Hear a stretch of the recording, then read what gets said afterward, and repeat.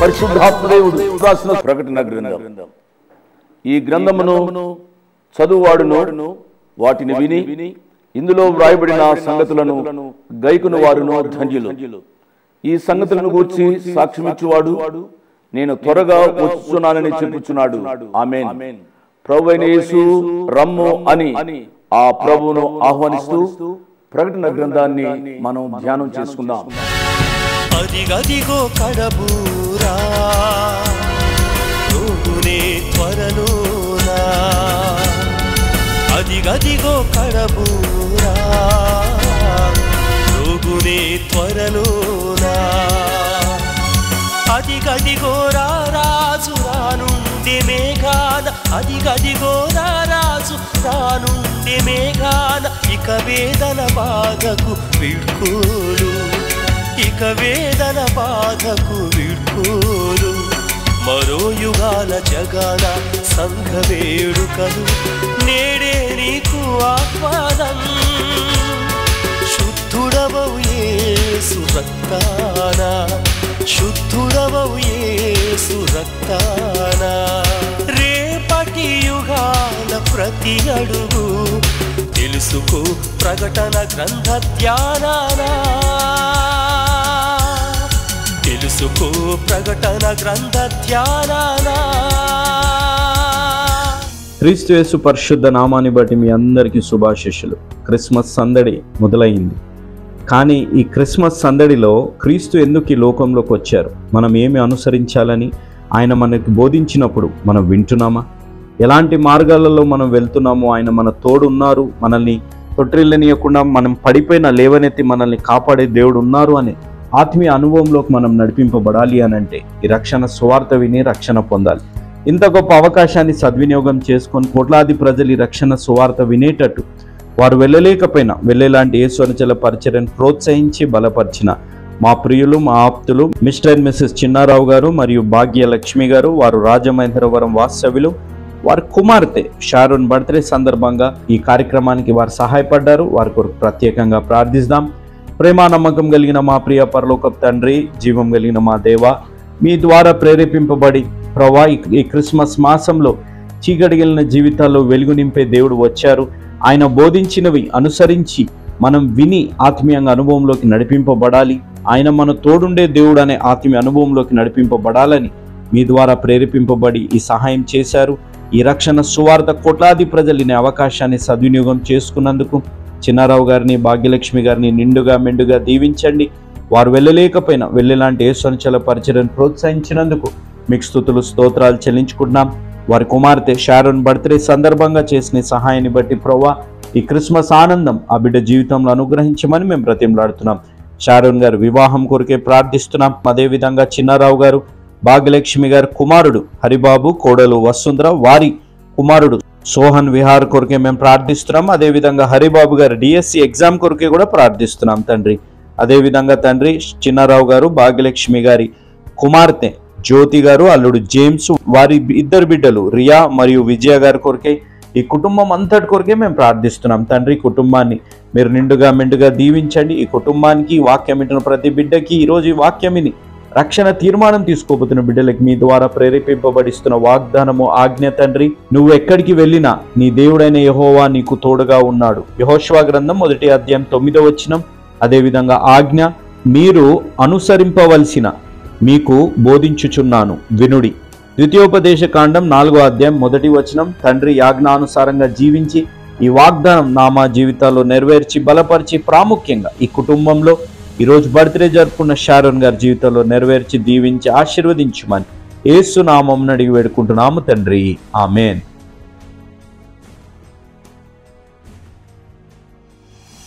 Praise the lord.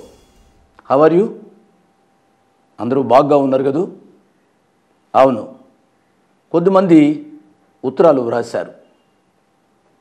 మా తల్లిదండ్రులు లేక మా బంధువులు, నా భర్త, భార్య అనారోగ్యంతో ఐసీయూలో ఉన్నారు, మంచం మీద ఉన్నారు, కిడ్నీస్ పాడైపోయినాయి, క్యాన్సర్ వ్యాధి, కెమోథెరపీ జరుగుతూ ఉంది. ఈ రీతిగా అనేక కష్టాలు వెలుబుచ్చుతూ ఫోన్లు చేశారు, ఉత్తరాలు వ్రాశారు. అటువారికి మా హృదయపూర్వక వందనాలు చెల్లిస్తున్నాం. అమ్మా బాబు, మీ కొరకు ప్రార్థన చేస్తున్నాం. ప్రతిరోజు ప్రార్థన చేస్తున్నాం. ప్రతి శనివారం ప్రత్యేకంగా ఆ దినమంతా మీ కొరకు ప్రార్థన చేస్తున్నాం. ప్రభు తన కృపాకార్యాన్ని మీ జీవితంలో జరిగిస్తే మేము ప్రభు వారిని స్తుతించినట్లుగా మరొకసారి మాకు తెలియపరచండి. సంతానం లేక చాలామంది బిడ్డలు బాధపడుతున్నారు. అమ్మా, ప్రభువారు సంతానాన్ని ఇచ్చేవారు. దయచేసి దిగులు పడవద్దు. పెండ్లై 1 సంవత్సరం 2 సంవత్సరాలే కదూ, కొద్దిమందికి దీర్ఘకాలం కావచ్చు. కానీ ప్రభువారు తప్పనిసరిగా మీ పక్షంగా కార్యం చేస్తారు అనే విషయాన్ని జ్ఞాపకం చేస్తున్నాను. పెళ్లి చేసుకున్నాను కానీ నెమ్మది లేదు. ఏదో మంచివాడని చేసుకున్నాను, తదుపరి త్రాగుబోతైనాడు, లేక వేరొక ఆమెతో తిరుగుతున్నాడు, ఇంటికి రాడు, వచ్చినా ఎప్పుడో వస్తాడు, త్రాగి వస్తాడు. శాంతి లేదు, సమాధానం లేదు, బిడ్డలు మాట వినటం లేదు. కాలేజీకి వెళ్తారు, ఇష్టానుసారంగా జీవిస్తున్నారు.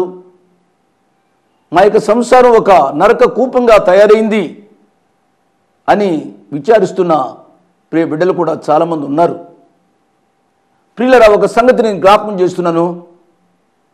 ఈనాడు 2 వ్యవస్థలను సాతానుడు పాడు చేస్తున్నాడు.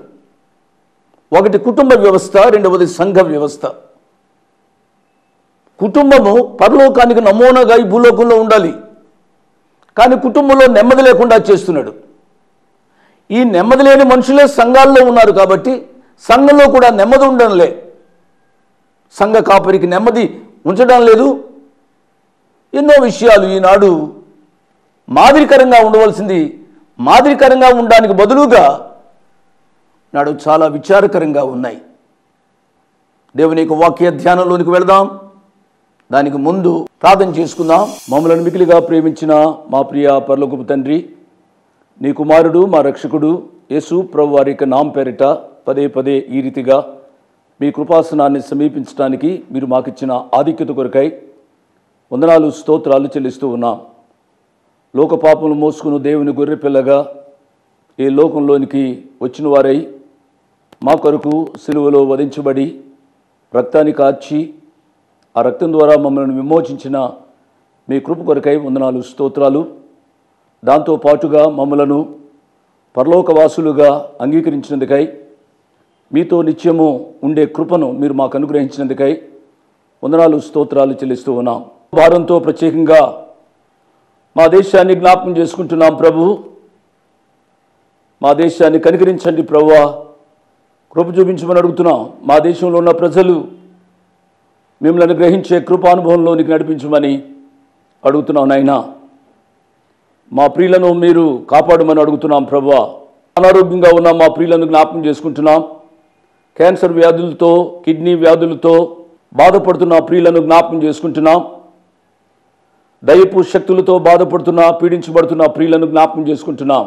కనికరించిన వారై ప్రభువా, వారిని ముట్టి స్వస్థపరచమని అడుగుతున్నాం. సంతానం లేని బిడ్డల కొరకై ప్రార్థన చేస్తున్నాం. సంతాన ప్రాప్తి కొరకై ప్రార్థన చేస్తున్నాం. ప్రభు, వారి హృదయ కోరికలు తీర్చమని అడుగుతున్నాం. వ్యవసాయం చేసుకుంటున్న మా ప్రియులను జ్ఞాపకం చేసుకుంటున్నాం. వారి వ్యవసాయాన్ని ఫలింపచేయమని అడుగుతున్నాం.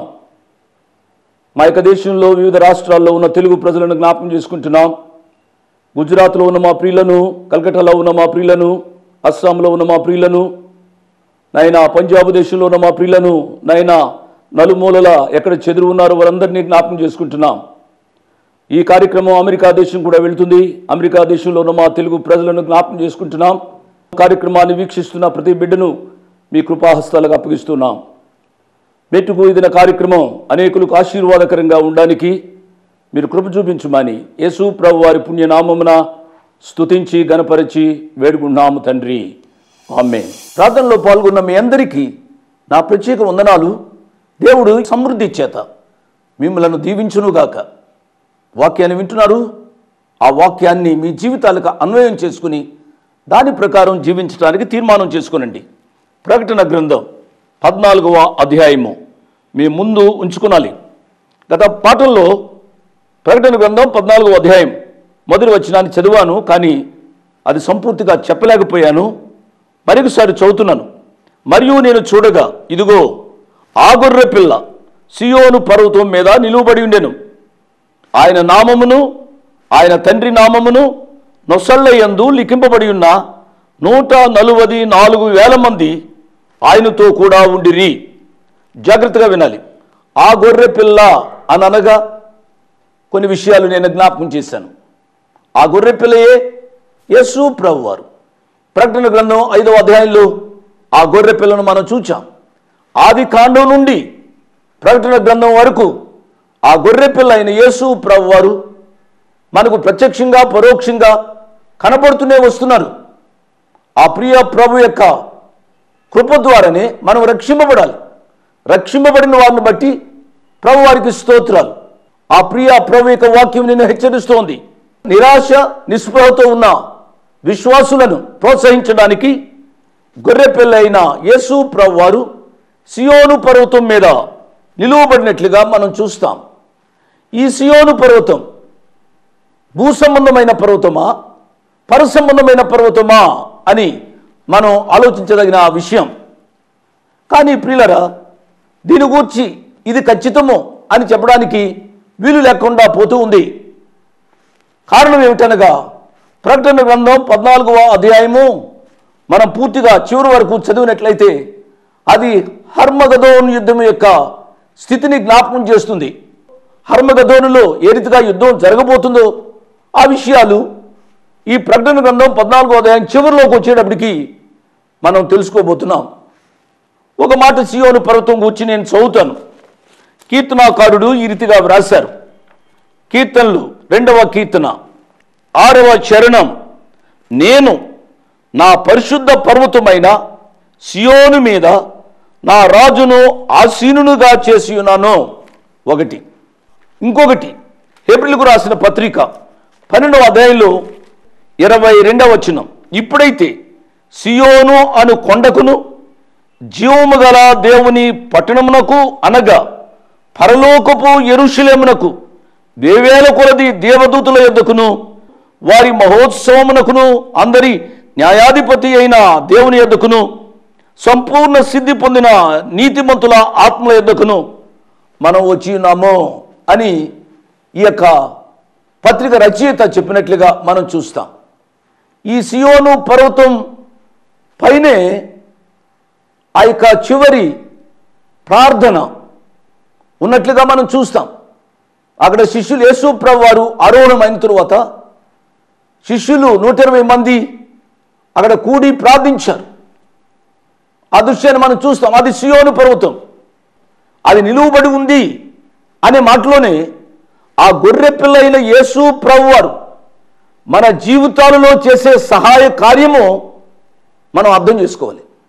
ఆయన ఎల్లప్పుడూ మనపక్షంగా వ్యాజ్యమాడటానికి, మనపక్షంగా కార్యం చేయడానికి సంసిద్ధుడిగా ఉన్నాడు. ప్రియులరా, ఆయన నామమును ఆయన తండ్రి నామమును నొసళ్ళ యందు లిఖింపబడి ఉన్న 144,000 మంది ఆయనతో కూడా ఉండిరి. ఆయన నామము యేసు నామం, ఆయన తండ్రి నామము నొసళ్ళ యందు లిఖింపబడి ఉన్న 1,44,000 మంది. ఈ 1,44,000 మంది ఎవరు అనేది మనం ఆలోచిస్తాం. ఈ 1,44,000 మంది వారు నొసళ్ళ యందు ఆయన నామమును ఆయన తండ్రి నామమును కలిగి ఉన్నట్లుగా మనం చూస్తాం. చాలా తలంపులు ఈ మాటలో ఉన్నాయి. ఆయన నామము యేసు నామము.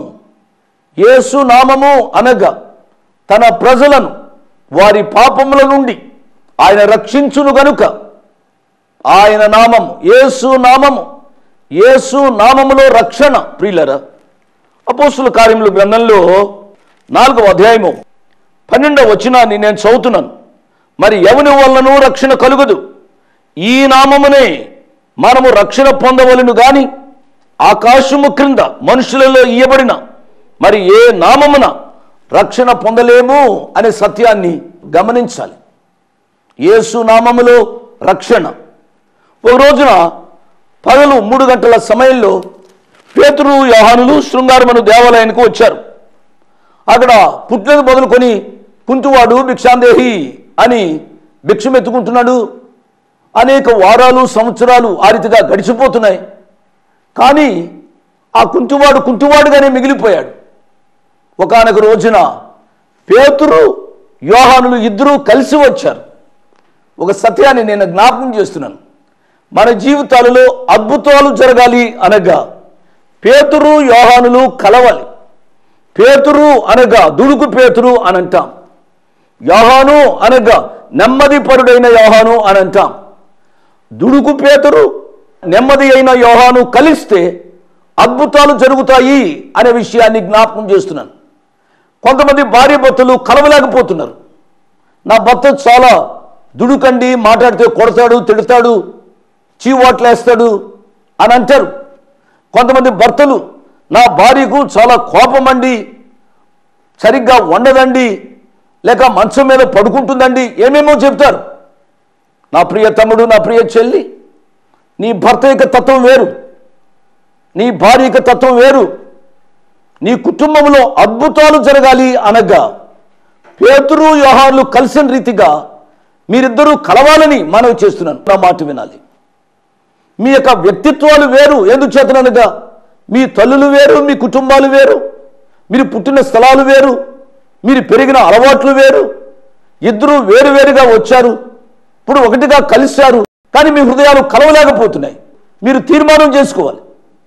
నా ప్రియ తమ్ముడు, నా ప్రియ చెల్లి, ఈ టీవీ కార్యక్రమం అయిన వెంటనే మీ ఇద్దరూ మోకరించి సమాధానపడాలని ప్రభు పక్షంగా నేను మనవి చేస్తున్నాను. పేతురు యోహానులు వచ్చిన వెంటనే ఈ కుంటివాడు అనుకున్నాడు, వీళ్ళెవరో పెద్దవాళ్ళ ఉన్నారు, నాకు చాలా డబ్బు ఇస్తారు అని అనుకుంటూ వాడిని ఆ రీతిగా తేరు చూస్తూ ఉన్నాడు. అప్పుడు పేతురు గారు ఏమన్నారు అనగా అపోస్తుల కార్యముల గ్రంథం 3వ అధ్యాయము 6వ వచనం, అంతటా పేతురు, వెండి బంగారములు నా యొద్ద లేవు, కానీ నాకు కలిగినదే నీకు ఇచ్చుచున్నాను, నజరేయుడైన యేసు క్రీస్తు నామమున నడుమని చెప్పి. అవును, యేసు నామములో రక్షణ, యేసు నామములో స్వస్థత అనే విషయాన్ని నేను జ్ఞాపకం చేస్తున్నాను.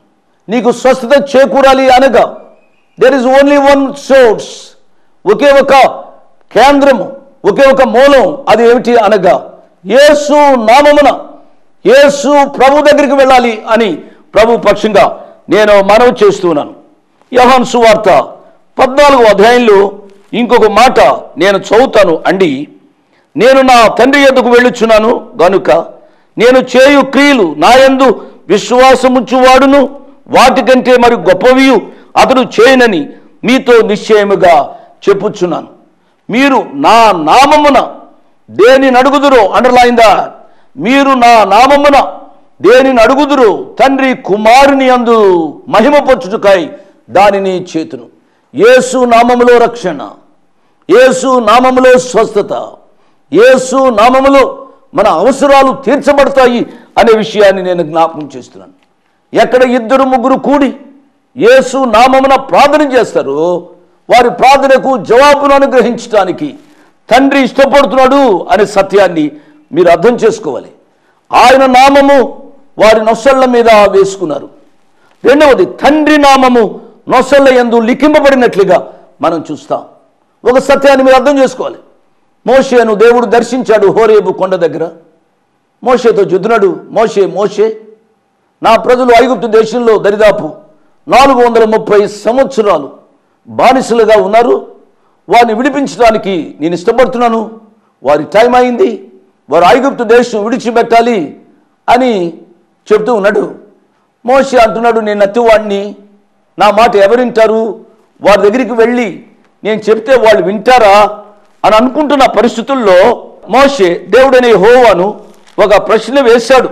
నేను ఈతిగా చెబుతున్నప్పుడు ఎవరు నీకు చెప్పారు అని అడిగినప్పుడు నేను ఏం చెప్పాలి, ఆయన పేరేమిటి అని అంటే నేనేం చెప్పాలి అనగా నిర్గమాకాండం 3వ అధ్యాయము 13వ వచనం, మోషే చిత్తగించుము, నేను ఇశ్రాయేలు యొద్దకు వెళ్ళి వారిని చూచి మీ పితరుల దేవుడు మీ యొద్దకు నన్ను పంపినని వారితో చెప్పగా వారు ఆయన పేరేమి అని అడిగిన యెడల వారితో నేనేమి చెప్పాలి అని దేవుణ్ణి అడిగాడు మోషే.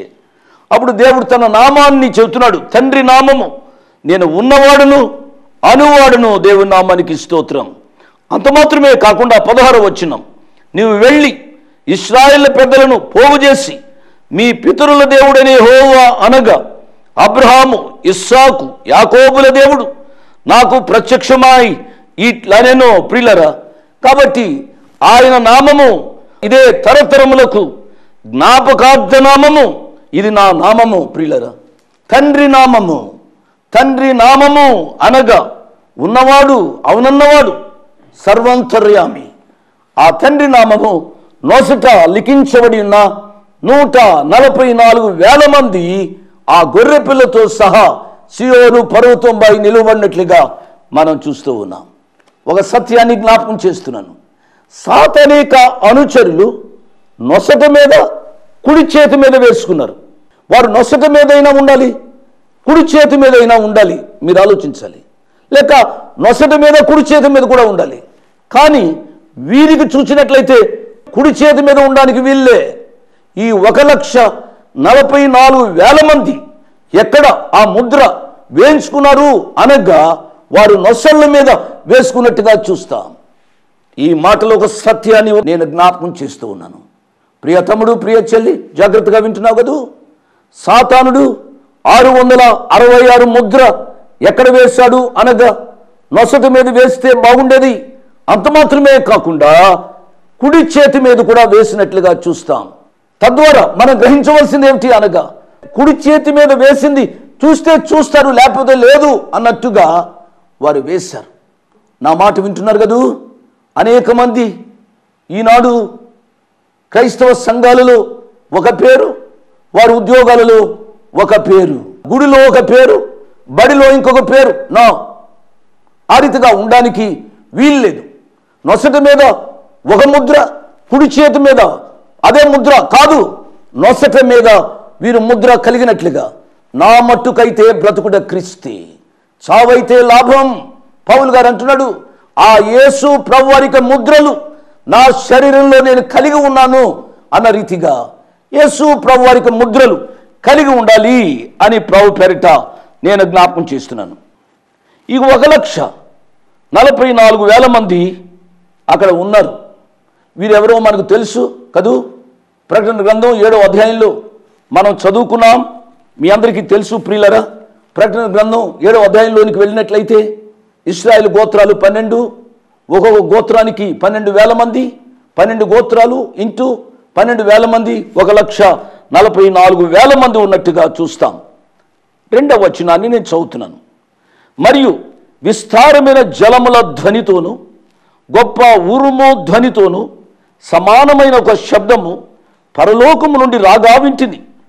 నేను వినిన ఆ శబ్దము వీణలు వాయించుచున్న వైణికుల నాదమును పోలినది. వారు సింహాసనము ఎదుటను ఆ 4 జీవుల ఎదుటను పెద్దల ఎదుటను ఒక క్రొత్త కీర్తన పాడుచున్నారు. భూలోకంలో నుండి కొనబడిన ఆ 144,000 మంది తప్ప మరి ఎవరునూ ఆ కీర్తన నేర్చుకున్న జాలరు. పిల్లరా, ఇక్కడ పరలోకంలో ఒక పెద్ద సంగీత బృందం ఉన్నట్టుగా చూస్తాం. పరలోకంలో ఉన్న అనేక మంది 1,44,000 మంది. ఎంత క్వైరో మీరు ఆలోచించాలి. అప్పుడప్పుడు పెద్ద పెద్ద మీటింగుల్లో 100, 400, 500, 1000 మంది క్వైరు అని అంటారు. ఈ క్వైరు పాడుతూ ఉంటే ఒకరి రాగం ఇంకొకరికి పొసగదు. నా రాగమే వినబడాలి అని ఒకళ్ళొకళ్ళు ప్రయత్నం చేస్తూ చాలా కంగారుగా ఉంటుంది కదూ. ఇక్కడ మనం చూస్తే ఆ శబ్దము వీణలు వాయించుచున్న వైణికుల నాదమును పోలిన రీతిగా, ఎంతో ఆహ్లాదమైన రీతిగా ఆ సంగీతము వీణులకు వింపుగా ఉన్నట్లుగా భక్తుడు రాస్తూ ఉన్నాడు. వీరు తప్ప ఈ కీర్తన ఎవరు నేర్చుకున్న జాలరు అని వాక్యంలో చదవం కదూ. అవును, నేను చెప్పేది ఏమిటి అనగా యేసు ప్రభు వారిక పాటలు పాడతారు. నేను పాడటం తప్పు అనటంలే, నేను మనవి చేసేది ఏమిటి అనగా యేసు ప్రభు వారిని ఎరగకుండా, యేసు ప్రభు వారిని తమ సొంత రక్షకునిగా అంగీకరించకుండా వారు సంగీతంలో ఎంత ప్రావీణ్యులైనా వారు పాడడానికి సభలలో పాడడానికి వీలు లేదు అనే సత్యాన్ని నేను మనవి చేస్తున్నాను. నువ్వు ఎంత సంగీతం వాయించేవాడువైనా దానవైనా, నువ్వెంత మంచిగా పాడేవాడువైనా దానవైనా, నా ప్రశ్న, యేసు ప్రభువాన్ని నీ సొంత రక్షకునిగా నీవు ఎరుగుదువా? చాలా విచారకరమైన సంగతి. ఆ క్యాసెట్లో కూడా సినిమా పాటల్లో పాడేవాడి చేతనే పాడిస్తూ ఉంటారు. ఎందుకు అని అంటే, క్యాసెట్లో అమ్ముడు పోవాలి కదా బ్రదర్, అమ్ముడు పోవాలి కదా సిస్టర్ అని ఏమేమో అంటూ ఉంటారు. No, there is no compromise in the Lord's ministry. దేవుని యొక్క సేవలో కల్తీ లేదు అనే విషయాన్ని, రాజీ పడే ప్రసక్తి లేదు అనే విషయాన్ని జ్ఞాపకం చేస్తున్నాం. 1,44,000 మంది పరలోకం ఎంతో చక్కగా పాడుతున్నారు. నేను ముగిస్తూ ఉన్నాను. పాటలు పాడుతున్నా నా ప్రియ తమ్ముళ్ళు చెల్లెండ్రు, పాటలు పాడుతున్న నా ప్రియ బిడ్డలారా, నేను మనవి చేసేది ఏమిటి అనగా, దేవుడు మిమ్మలను దీవించునుగాక. దేవుడు మీకు ఇచ్చిన స్వరాలను బట్టి దేవుడు మిమ్మలను దీవించునుగాక. కానీ ఒక మనవి పెద్దవానిగా, యేసు ప్రభువాన్ని మీ సొంత రక్షకునిగా అంగీకరించండి. మీరు పాడండి, దేవుడు మహిమ పొందుతాడు, దేవుడు మిమ్మల్ని దీవిస్తాడు. ఆ రీతి అనుభవంతో మన యొక్క జీవితంలో అనేకులకు ఆశీర్వాదకరంగా ఉండడానికి ఆ ప్రభు సహాయము చేయునుగాక. ఎందాక నీ పయనం ఈ రంగుల వలయంలో నీవు చిక్కుకున్నావా యవ్వనుడా? ఎందాక నీ పయనం ఈ రంగుల వలయంలో నీవు చిక్కుకున్నావా? నీ గురి ఏదో ఇంకా నీకు తెలియకున్నా. Praise the lord. మీ ముందుకు రావడానికి ఒక ప్రాముఖ్యమైన కారణం, మేము ఈ టీవీ పరిచర్యని ఎందుకు ప్రారంభించాం, ప్రాముఖ్యంగా తండ్రి అయిన నాన్నగారు, కీర్తిశేషులైన నాన్నగారు జోష్ అన్నగారు ఎందుకు ప్రారంభించారు అనేది వారి మాటల్లోనే విందాం. ఈ కార్యక్రమాన్ని నిర్వహించడానికి నేను ఎంతో ధైర్యం చేశాను అనే విషయాన్ని జ్ఞాపకం చేస్తున్నాను. డబ్బుండి కార్యక్రమాన్ని ప్రారంభించలేదు. నన్ను రక్షించి ఇంతవరకు పిలిచిన ప్రభు ఉన్నారు అని, తదుపరి విశ్వాసులైన మీరు ఉన్నారు అనే ధైర్యంతో ఈ కార్యక్రమాన్ని కొనసాగిస్తున్నాం. విన్నారు కదా, నాన్నగారు ఏ ధైర్యమైతే వారు చేసి టీవీ కార్యక్రమాలని ప్రారంభించారు. మన రక్షకుడైన యేసు ఉన్నారని, విశ్వాసులైన మీరు ఉన్నారనే ధైర్యంతోనే ఈ టీవీ కార్యక్రమాలని మేము కొనసాగిస్తున్నాం గత సంవత్సరాలుగా. ఇక ముందు కూడా మేము కొనసాగించాలి అని అంటే, మీలో విశ్వాసులైన మీరు, ప్రేరేపింపబడ్డవారు మీరు, వచనం వెంబడి వచ్చిన ధ్యానాలు జోషన్న గారివి, పాయింట్ వైజ్ ధ్యానాలు జాన్ స్పర్జన్ గారివి, హీరోస్ ఆఫ్ ది బైబిల్ అనే సిరీస్ ధ్యానాలు భక్త్ సింగ్ నావి కొనసాగేటట్టు మీరు ప్రేరేపింపబడితే, మీరు సహాయం చేసి మీరు నేరుగా నాతోని మాట్లాడవచ్చు. నాతో మాట్లాడి మాకు సహాయం చేయాలనేది నా మనవి. కాబట్టి మీరందరూ ఏ భారమైతే, సేవా భారమైతే నాన్నగారు గత 40 సంవత్సరాలుగా ముందుకు కొనసాగించారు, ఇప్పుడు యవనస్తులమైన మా అన్నగారు జాన్ స్పర్జన్ గారు మాపై ఉంది. కాబట్టి మీరు కూడా ఏ విధంగా నాన్నగారిని అయితే ప్రోత్సహించారు, నాన్నగారిని ఆదరించారు, మమ్మల్ని కూడా ఆ విధంగానే ప్రోత్సహించి ఆదరిస్తారని నమ్ముచు సెలవు తీసుకుంటున్నాను. దేవుడు మిమ్మల్ని దీవించి ఆశీర్వదించునుగాక. ఆమేన్.